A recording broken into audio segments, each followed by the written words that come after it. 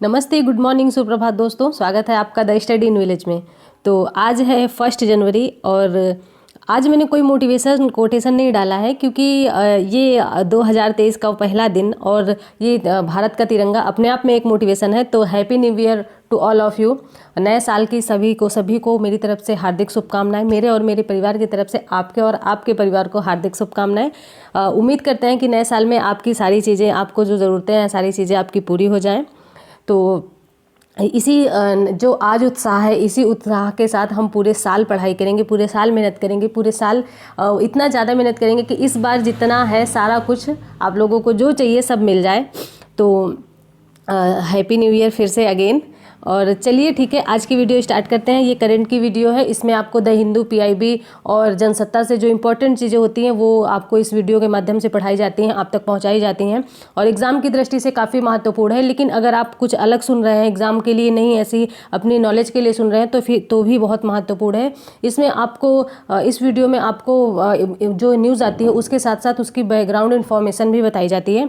तो ये आज की वीडियो जो है वो थोड़ा छोटी रहेगी। तो चलिए, पूरे दिन आप जोश से रहिए और अच्छे से पढ़ाई कीजिए। आप पूरा जितना आपके पास 24 घंटा है 1 जनवरी का, उसको आप पूरा वसूल कर लीजिए। कहने का मतलब ये है। तो चलिए आज का न्यूज स्टार्ट करते हैं। ये न्यूज देखिए, सीआरपीएफ के बारे में सभी लोगों ने सुना हुआ। तो इसके जो सीआरपीएफ के पहले जो इसके अध्यक्ष थे वो थे पंकज कुमार। ठीक है, पंकज कुमार। तो 21 दिसंबर को इनका कार्यकाल समाप्त हो गया है। तो अब इनकी जगह अतिरिक्त प्रभार में आएंगे सुजय लाल थाउसेन। ठीक है, सुजय लाल थाउसेन इनकी जगह आएंगे। और डीजी पंकज कुमार थे। ये बहुत बार, मतलब पिछले जो 2022 में एग्जाम हुए हैं उसमें काफ़ी बार ये पूछा गया है कि सीआरपीएफ के हेड कौन है या फिर उसके अध्यक्ष कौन है। तो पंकज कुमार है। अब आप इसको नया अध्यक्ष याद कर लीजिएगा, ये सुजय लाल थाउसेन है। तो ये जो पंकज कुमार थे ये 1988 बैच के थे, राजस्थान कैडर के। तो चलिए आगे बढ़ते हैं। इनके साथ साथ हम बीएसएफ के बारे में भी कुछ बात कर लेते हैं। तो आप इसको, ये एक फैक्ट के तौर पर था तो इसको आप याद कर सकते हैं। सुजय लाल थाउसेन है, पहले पंकज कुमार थे। क्योंकि कभी कभी ये पूछ लेता है कि वर्तमान में कौन है और ये किन की जगह पे आए हैं। तो ऐसे क्वेश्चन भी पूछते हैं, ऐसे क्वेश्चन भी पूछे जाते हैं। तो सुजय लाल थाउसेन आए हैं, किन की जगह आए हैं? पंकज कुमार की जगह। ठीक है, तो चलिए आगे बढ़ते हैं। आगे ये देखिए, ये हैं आपके पंकज कुमार जो पहले थे और ये हैं आपके सुजय लाल। तो इनको आप दोनों याद कर लीजिएगा। क्या होता है कि इमेज से हम कुछ चीज़ें देखते हैं तो वो हमारे माइंड में बस जाती हैं, फिर वो जल्दी भूलती नहीं है। जैसे किसी का चेहरा देख लिया तो ऐसा लगता है ना कि कभी किसी भीड़ में किसी का चेहरा देख लिया, अगर वो दोबारा दिख गया तो ऐसा लगता है कि हाँ, हमने इसको कहीं देखा है, मैंने इसको कभी देखा है। तो अगर हम पिक के माध्यम से किसी चीज़ को देखते हैं, किसी व्यक्ति को देखते हैं तो हमें जल्दी भूलता नहीं। तो आप ये देख लीजिएगा, ये पंकज कुमार है और ये सुजय लाल हैं। तो पहले ये थे, अभी वर्तमान में इनको बना दिया गया है। ठीक है, अब आइए बीएसएफ के बारे में बात करते हैं। ये देखिए, बीएसएफ के बारे में जो इसकी स्थापना है वो कब हुई थी? तो ये 1 दिसंबर 1965 को हुई थी। इसीलिए हम 1 दिसंबर को हम लोग बीएसएफ के दिवस के रूप में मनाते हैं। तो ये चीज़ भी याद रख लीजिएगा कि 1 दिसंबर को कौन सा दिवस मनाया जाता है? तो बीएसएफ दिवस मनाया जाता है। और 65 में इसकी स्थापना हुई थी। तो जो इसके पहले अध्यक्ष थे वो थे एफ रुस्तम जी इसके अध्यक्ष थे। और ये 20 हजार करोड़ रुपए इसमें खर्च आता है। तो ये है आपके बीएसएफ के बारे में जानकारी। और इनकी फ़ोटो मैंने दिखाई दी, जो सुजय लाल हैं और पंकज कुमार, इनके बारे में आपको पता ही होगा। अब चलिए आगे बढ़ते हैं। आगे क्या है, इसी से संबंधित एक और न्यूज़ है जिसमें ये कहा गया है कि जो राजनाथ सिंह है, जो मतलब राजनाथ सिंह है, गृह मंत्रालय के मंत्री हैं, गृह मंत्री हैं, इन्होंने एक ऐप लॉन्च किया जो कि बीएसएफ के द्वारा ही बनाया गया था। उसका नाम है प्रहरी ऐप लॉन्च किया है। ठीक है, थोड़ा छोटा दिख रहा होगा और इसको बड़ा कर लेते हैं। तो ये बीएसएफ से रिलेटेड ही न्यूज़ है। इसमें प्रहरी नामक ऐप लॉन्च किया है। तो आप इसको याद रख लीजिएगा। और किसने किया है? तो गृह मंत्रालय के जो मंत्री हैं, राजनाथ सिंह, उन्होंने किया है। तो चलिए दूसरे क्वेश्चन की ओर बढ़ते, दूसरे न्यूज़ की ओर। क्या हुआ है अभी हाल ही में, वायुसेना आंध्र प्रदेश के हाईवे पर आपातकालीन लैंडिंग का ट्रायल किया। आपातकाल की लैंडिंग का मतलब जो लड़ाकू विमान होते हैं उनकी कभी कभी आपात लैंडिंग करवानी पड़ती है। तो इसके लिए वहाँ पे आंध्र प्रदेश में बनाया गया है, जो कि ये दक्षिण भारत का फर्स्ट रनवे होगा जिसमें आपातकाल लैंडिंग की जाएगी। तो वायुसेना सुखोई और तेजस का इसमें परीक्षण किया गया, ट्रायल में भाग लिए सुखोई और तेजस ने। तो ये दक्षिण भारत का पहला ट्रायल ट्रायल है, मतलब पहला रनवे है जहाँ पे ट्रायल किया जाता है, ट्रायल किया गया है। इससे पहले मतलब उत्तर भारत में, राजस्थान में और उत्तर प्रदेश में यहाँ पे बनाए गए हैं। जैसे कि उत्तर प्रदेश और राजस्थान में ये हाईवे यहाँ पे हैं जिसमें लैंडिंग करवाई जा सकती है। तो आप ये याद रखिए किसने भाग लिया, सुखोई और तेजस ने। कहाँ है, आंध्र प्रदेश में है। और ये दक्षिण भारत का पहला रनवे है, ठीक है, जिसमें ये मतलब प्रैक्टिस किया जा सकता है, आपातकालीन लैंडिंग करवाई जा सकती है। तो ये सारी चीज़ें वही इन्फॉर्मेशन है कि कितने पुलिसकर्मी थे, कितने टाइम तक किया गया, कितने करोड़ की लागत आई, ये सारी चीज़ें वही हैं। तो चलिए आप मतलब ये देखिए 85 करोड़ रुपए की लागत आई है इसमें। तो चलिए हम तेजस और सुखोई के बारे में डिस्कस कर लेते हैं। देखिए ये है आपका सुखोई, ठीक है, ये सुखोई है और इसको हम सुखोई 30 MKI बोलते हैं, वायुसेना का यह है। और इसको बहु उपयोगी लड़ाकू विमान के रूप में रूस की एक कंपनी है सुखोई ने और हिंदुस्तान एरोनॉटिक्स लिमिटेड और सुखोई के द्वारा इसको बनाया गया था। तो आप इसको देख लीजिएगा, इसको सुखोई MKI बोलते हैं। किसके द्वारा बनाया गया था, तो रूस की एक कंपनी सुखोई के द्वारा और हिंदुस्तान एरोनॉटिक्स लिमिटेड एक कंपनी भारत की, उसके द्वारा मिलकर बनाया गया था। तो ये है आपका सुखोई। अब चलते हैं तेजस के बारे में बात कर लेते हैं। तो ये है, देखिए इसकी उच्चतम गति जो है वो 2205 किलोमीटर प्रति घंटा है, सीमा है 3000। और फिर उसके बाद ये भारत निर्मित है, हिंदुस्तान एरोनॉटिक्स लिमिटेड के द्वारा बनाया गया है। ये पूर्णतः भारत के द्वारा मतलब निर्मित किया गया है। इसमें किसी भी देश के मतलब योगदान नहीं है। और ये जो सुखोई है उसमें रूस का योगदान है। तो चलिए, और हाँ एक चीज़ और याद रख लीजिए कि ये इंपॉर्टेंट, इसने अपनी प्रथम उड़ान कब की, तो 4 जनवरी 2001 को की, ठीक है। चलिए आगे बढ़ते हैं। देखिए ये काफ़ी ज़्यादा न्यूज़ में, काफ़ी ज़्यादा चर्चा में है इस टाइम पे 2 दिन से। ये एक व्यक्ति हैं, एक महान व्यक्ति बोल सकते हैं जिनका नाम है पेले। और ये फुटबॉल के जादूगर कहे जाते हैं। फुटबॉल के, जैसे हम लोग हॉकी के जादूगर मेजर ध्यानचंद्र को कहते हैं, वैसे फुटबॉल के जादूगर पेले को कहा जाता है। तो इनके बारे में सारी चीज़ें बताई गई है कि 17 साल की उम्र में इन्होंने प्रथम विश्व का खिताब जीता था फुटबॉल में। तो ये काफ़ी महान व्यक्ति थे, बहुत महान व्यक्ति थे। तो इन्हीं के बारे में सारी चीज़ें 2 दिन से लगातार दो दिन से लगातार न्यूज़पेपर में कवर किया जा रहा है। तो इन्हीं के बारे में सब चीज़ें, ये देखिए बहुत पुरानी फ़ोटो हैं जो किसी के साथ इन्होंने, इनकी जो फ़ोटो थी उनको मतलब न्यूज़पेपर के द्वारा कवर किया गया है। तो ये सारी चीज़ें हैं। और एक चीज़ बता दें कि ये ब्राज़ील के थे और ब्राज़ील के थे, अश्वेत भी थे। ये चीज़ आप याद रखिएगा, ब्राज़ील के थे, अश्वेत थे। और इन्होंने एक वर्ड कहा था कि पेले कभी नहीं मरता, पेले कभी मरेगा नहीं। मतलब कि ये जो अपना मतलब कि एक पेले के नाम से विख्यात हैं, ये इनकी जो धारणा है वो कभी नहीं मरेगी और वो आगे चलती रहेगी जो इन्होंने। और एक ये भी सोच लीजिए कि एक प्लेयर के साथ बहुत अच्छे व्यक्ति भी थे। तो अलग अलग मतलब जो खिलाड़ी हैं इनको मतलब शोक व्यक्त किया है इनके प्रति। तो ये बहुत ही मतलब इम्पॉर्टेंट न्यूज़ थी। अब ये ब्राज़ील के थे, इनका जन्म जो हुआ था 1940 में हुआ था और 2022 में इनकी मृत्यु हो गई थी, ठीक है।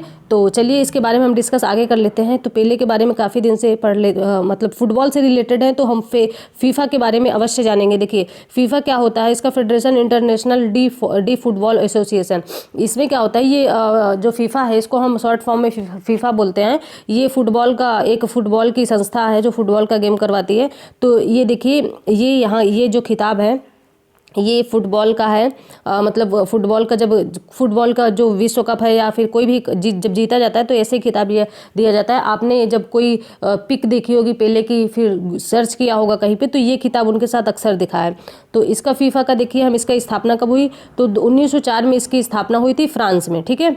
और जिसका मुख्यालय है वो स्विट्जरलैंड में है, ज्यूरिख में, स्विट्जरलैंड। तो आप ये चीज़ याद रख लीजिएगा। 1904 में इनकी फ्रांस में स्थापना हुई फीफा की और स्विट्जरलैंड में ज्यूरिख और स्विट्जरलैंड में इसका हेडक्वार्टर है। तो ये आप ये याद रख सकते हैं कि ये फीफा जो है ये फुटबॉल का गेम करवाता है। कभी कभी ये भी पूछ लेता है कि फीफा किस मतलब इसका फुल फॉर्म पूछ लेता है और उसमें फेडरेशन की जगह कुछ एफ से दूसरा नाम दे दिया, तो इसका आप फुल फॉर्म याद कर लीजिएगा। उसके साथ ही इसका जो किस गेम को करवाता है तो फुटबॉल, ये भी याद रख लीजिएगा, ठीक है, कभी कभी पूछ लिया जाता है।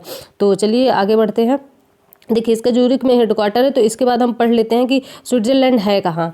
देखिए तो ये यूरोप का मैप है और इसमें ये है स्पेन, ये है पुर्तगाल। जो हमारे यहाँ पुर्तगाली पहुँचे थे, तो ये इसी से, ये जो छोटा सा पुर्तगाल है, 1 मिनट रुको, अब दिखेगा आपको, ये जो ये छोटा सा पुर्तगाल है, यहाँ से इंडिया में सबसे पहले वास्को डी गामा पहुँचे थे। फिर उसके बाद स्पेन है, फ्रांस है, जर्मनी है, पोलैंड है, बेलारूस है। यहाँ से इस वाले एरिया से अक्सर यूपीएससी में भी क्वेश्चन बने हैं कि लातविया लिथुआनिया जो है ये इसके बारे में बने हैं। ये नॉर्वे है, स्वीडन है और फिनलैंड है। अभी कुछ दिन पहले फिनलैंड भी न्यूज़ में था, जिसने सैंड बैटरी यानी कि रेत की बैटरी बनाई थी। मैंने अपने एक वीडियो में कवर किया है, जिसने नहीं देखा जाके देख ले। और ये आपका है स्विट्जरलैंड, ठीक है। ये स्विट्जरलैंड है, छोटी सी कंट्री है यूरोप की। यही है एक ज्यूरिख नाम का स्थान है, वहीं पे फीफा का हेडक्वार्टर है। तो चलिए इसके ये जो यूक्रेन जहाँ से युद्ध चल रहा है रसिया से, ये यूक्रेन है, रोमानिया है। तो अगर आप ये यूनाइटेड किंगडम यानी कि यूके है, तो और ये आइसलैंड है। तो आप ये चीज़ें ना बिल्कुल अच्छे से याद कर लीजिएगा, क्योंकि ये क्या होता है कि अगर आप देखें, अब मान लीजिए कि न्यूज़ में क्या है स्विट्जरलैंड, तो इसके आसपास की कंट्री आप देख लीजिएगा कि कौन कौन सी कंट्री इसको टच करती हैं, क्योंकि कभी कभी क्वेश्चन पूछ लिया जाता है। अब मान लीजिए पूछ लिया स्विट्जरलैंड को कौन कौन सी कंट्री टच करती हैं, तो आपने सिर्फ स्विट्जरलैंड देखा, आपको ये पता है कि स्विट्जरलैंड कहाँ है। पहले ऐसे क्वेश्चन पता था कि यूरोप में है, लेकिन अब पूछता है कि उसके कंट्री कौन है, अगल बगल उसके सागर कौन से हैं। तो इन सब चीज़ों के बारे में आप जानकारी रख लीजिएगा। चलते हैं आगे। उसके बाद ये ब्राज़ील से रिलेटेड थे, तो ब्राज़ील के बारे में भी आप कुछ देख लीजिए, ब्राज़ील से संबंधित थे। तो यहाँ पे देख लीजिए ब्राज़ील में उरुग्वे, अर्जेंटीना और परग्वे, बोलिविया, पेरू, ये सारे स्थान है। इसमें ब्राज़ील जिनको टच करता है, तो इसके ये स्थान देख लीजिएगा कि कौन कौन से स्थानों को ब्राज़ील टच करता है। और ब्राज़ील दक्षिण अफ्रीका का सबसे बड़ा देश है। तो यहाँ पे क्या होता है कि ये इस 2 देशों को मात्र छोड़ के सारे जो दक्षिण अफ्रीका के सारे देश हैं उनको टच करता है। तो आप ये मैप देख सकते हैं। चलते हैं आगे। और इसमें क्या है, ये देखिए पेले हैं। और इसमें ये कहा गया कि ये इनके साथ ये जो खिताब है फुटबॉल का, ये जो खिताब है फुटबॉल का, वो अक्सर इसमें दिया जाता है। चलिए आगे बढ़ते हैं। दिनेश शुक्ला परमाणु ऊर्जा नियामक बोर्ड के अध्यक्ष बने। तो एक मतलब ये जो परमाणु ऊर्जा नियामक बोर्ड है, इसके अध्यक्ष दिनेश शुक्ला को बनाया गया। ये परमाणु से संबंधित कार्य करता है, उसमें कुछ जो कार्य होते हैं उससे संबंधित नियामक बोर्ड है। और इसके तहत एनर्जी रेगुलेटिंग बोर्ड कार्यकारी, मतलब कि इसमें जो परमाणु से संबंधित कार्य होता है, कुछ परमाणु का परीक्षण किया जाता है या फिर और कुछ किया जाता है, उसके निर्माण में जो योगदान होता है, तो वो इससे संबंधित जो देख रेख करता है, तो उसी की यही उसमें करता है। और आगे बढ़ते हैं, इसके बारे में जान लेते हैं कि ये परमाणु ऊर्जा नियामक बोर्ड परिषद है। इसका लोगो है, लोगो आप देख लीजिएगा। जो इसकी स्थापना हुई है वो 1983 में हुई है, और स्थापना 1983 में हुई है। और इसका मुख्यालय जो है वो मुंबई में है। तो दिनेश कुमार शुक्ला है इसमें दिनेश कुमार शुक्ला है, लेकिन इसमें दिनेश कुमार शुक्ल लिखा हुआ है। तो ये दिनेश कुमार शुक्ला इसके नए अध्यक्ष बना दिए गए हैं। तो इसको आप देख लीजिएगा। स्थापना 1983 में हुई है और मुख्यालय मुंबई में है। चलिए आगे बढ़ते हैं। आगे क्या है, देखिए एक अंतर्राष्ट्रीय कला महोत्सव है। अंतर्राष्ट्रीय कला महोत्सव ये दिल्ली में हो रहा है। तो उसी के बारे में दिखाया गया कि ये 15 दिनों तक चलेगा। तो ये यहीं पे इसका एक चित्र कवर किया गया है न्यूज़पेपर के द्वारा, जनसत्ता के द्वारा, ठीक है। तो चलिए आगे बढ़ते हैं। अब ये एक है आर्टिकल, इसके बारे में डिस्कस कर लेते हैं। ये बहुत ही इंपॉर्टेंट आर्टिकल है। चलिए इसमें क्या है, देखिए पानी के बारे में बताया गया है। जो हम लोग पानी हमारे विश्व में कितना पानी है और कितने विश्व में कितना पानी है, फिर उसके बाद कितना हम लोग खर्च करते हैं। तो इसमें जाहिर सी बात है ये चीज़ें कही गई हैं कि हम लोग कई प्रकार से पानी का खर्च करते हैं। जैसे कि भारत से बाहर बहुत सारी चीज़ें निर्यात की जाती हैं, जिसमें से चावल, रोटी, वस्त्र, जूते, चप्पल, फल, सब्जियाँ, ये सारी चीज़ें भारत से निर्यात की जाती हैं। तो इसमें क्या होता है कि जब हम फल या चावल और या फिर जूते चप्पल, जो बड़ी बड़ी कंपनियां या दवाई, इनका जब इनको बनाया जाता है, जब इनको मैन्युफैक्चर किया जाता है, तो हमको पानी की आवश्यकता पड़ती है। एक तरीके से कह ले तो हम अप्रत्यक्ष रूप से अपने देश से पानी बाहर निर्यात कर रहे हैं। तो इस आर्टिकल में यही चीज़ें कही गई हैं कि सरकार बहुत ज़्यादा जो मतलब सब्सिडी देती है, उस पर सब्सिडी देती है। DAP पे यहाँ पे DAP की भी बात कही गई कि सबसे ज़्यादा सब्सिडी देती है DAP पे। तो उसमें क्या है कि क्या होता है कि बहुत उसमें नाइट्रोजन, फॉस्फोरस, ऐसे कुछ मतलब तत्व पाए जाते हैं। नाइट्रोजन, फॉस्फोरस पाए जाते हैं, जिसमें क्या होता है कि अगर ये नाइट्रोजन फॉस्फोरस ज़्यादा हो गए, जो ये मान लीजिए कि ये एक खेत है, ठीक है। अब इसमें किसी ने धान लगा दिया, धान इसमें लगाया गया, ठीक है। एक मिनट, मान लीजिए ये एक खेत है और इसमें आपने किसी भी तरीके के धान वगैरह और कोई गन्ना लगा दिया, ऐसे लगा दिया, तो इसमें क्या है कि इसमें आप इसकी उपज के लिए, उपज को बढ़ाने के लिए इसमें अनेक प्रकार के उर्वरक डालेंगे, रासायनिक उर्वरक जो होते हैं। तो इसमें जब डालेंगे तो इसमें नाइट्रोजन और फास्फोरस की अधिकता होती है। तो क्या होता है कि ये नाइट्रोजन और ये जो फास्फोरस होता है ये पृथ्वी की उर्वरता को खींच लेती है, अपने अंदर खींच लेती है, और धीरे धीरे धीरे धीरे कई सालों बाद ये जो भूमि होती है इसकी उर्वरक शक्ति खत्म हो जाती है। कितना भी इसमें खाद कुछ भी कर लो, नहीं, मतलब उर्वरकता इसकी खत्म हो जाती है। तो बात यहीं पे कही गई है कि हम लोग बहुत ज़्यादा रासायनिक उर्वरक का प्रयोग ना करें। सरकार उस पर सब्सिडी बहुत ज़्यादा देती है, और कुछ चीज़ों पर जैसे कि जूता चप्पल जो हम लोग निर्यात करते हैं, चीनी वस्त्र, इन सब पर बहुत रोक लगाई। क्योंकि एक बार हुआ था कि इजराइल ने एक संतरे की कंट्री पर रोक लगा दिया था।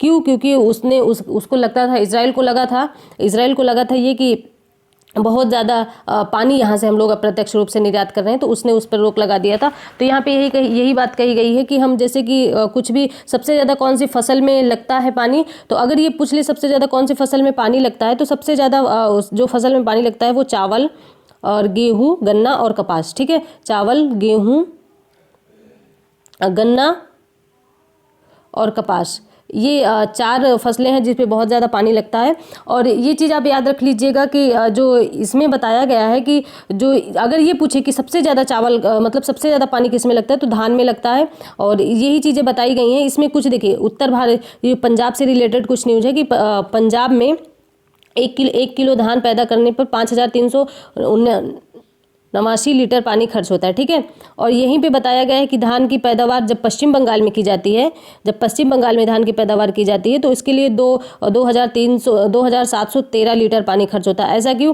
क्योंकि पंजाब में बहुत ज़्यादा तापमान होता है। ठीक है, पंजाब में बहुत ज़्यादा तापमान होता है, तापमान के कारण तापमान बहुत ज़्यादा होता है, इसके कारण यहाँ पानी अधिक लगता है। तो इसके बारे में बताया गया कि एक किलो चावल या 1 किलो धान पैदा करने में हम लोग 5 लीटर 389 लीटर पानी खर्च कर रहे हैं। ठीक है, तो आप ये चीज़ याद कर लीजिएगा। और सबसे ज़्यादा, बहुत ज़्यादा टन में पानी खर्च होता है सब जो कंपनियां हैं जिनमें से बहुत ज़्यादा उर्वरक जो रासायनिक उत्पाद बनाती हैं, रासायनिक खाद बनाती हैं, उनके उसमें बहुत ज़्यादा पानी खर्च होता है। फिर जो और अदर कंपनियां हैं उसमें भी बहुत ज़्यादा पानी खर्च होता है। तो यहाँ पे यही बात कही गई है कि जो सारे मतलब एक तरीके से कह लें तो हम लोग अप्रत्यक्ष रूप से पानी का निर्यात कर रहे हैं, तो इस पर रोक लगाई जानी चाहिए। और मतलब भारत में पानी जो है, जो विश्व में पानी है वो 71% है, 71% या 70% पानी है, और उसमें से सिर्फ 2% हम लोग यूज़ करते हैं, यूज़ करने के लिए है। तो पानी का एक रिसाइकलिंग किए जाने, मतलब उसका उपयोग, पुनर्उपयोग किया जाना चाहिए। जैसे कि एक आप मान लीजिए, जैसे कि देखिए आप क्या करें कि ये एक गड्ढा है और एक ये गड्ढा है, तो आप ये नहाने का स्थान, मतलब जहाँ पे आप नहाते हैं और जहाँ पे आप कपड़े धोते हैं, तो इसका जो कनेक्शन है वो इस गड्ढे से कर दीजिए। ठीक है, इस गड्ढे से आप कर देंगे इसका कनेक्शन, तो क्या होगा कि ये जो कपड़े और नहाने धोने का पानी है इसको आप ले जा, मतलब इस गड्ढे में डालें, तो ये पानी खराब नहीं होता है। ये पानी इतना जब ये गड्ढे में सेव रहेगा तो इसको हम दोबारा इसको उपयोग कर सकते हैं। इसका दोबारा उपयोग किया जा सकता है किसी माध्यम से,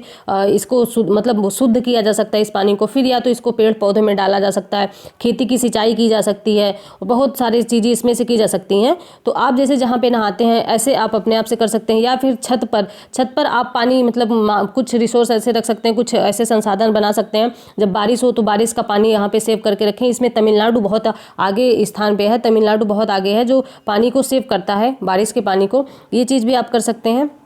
तो बहुत सारे इसके उपाय हैं, आप पानी को बचा सकते हैं, पानी को इधर बर्बाद ना होने दें, क्योंकि दुनिया इस जल पर ही टिकी हुई है। तो यही बात इस आर्टिकल में यही बात सब कवर की गई है कि हम कैसे पानी को किस किस माध्यम से बाहर भेजते हैं, कैसे उसका दुरुपयोग करते हैं, उसको कैसे हम उपयोग करें, यही सारी चीज़ें बताई गई हैं। कितना पानी लगता है, तो चलिए आज का लेक्चर यही तक, आई होप। और हाँ, ये एक टॉपिक ही थोड़ा सा रह गया है इसमें। देखिए डीएपी के बारे में हमने बात की, डीएपी के बारे में बात कीजिए तो इसमें जो नाइट्रोजन वो 18% और जो फास्फोरस होता है वो 46% होता है। कभी कभी ये परसेंटेज भी पूछ लेता है कि कितना परसेंटेज है, तो 46% फास्फोरस है और 18% नाइट्रोजन है।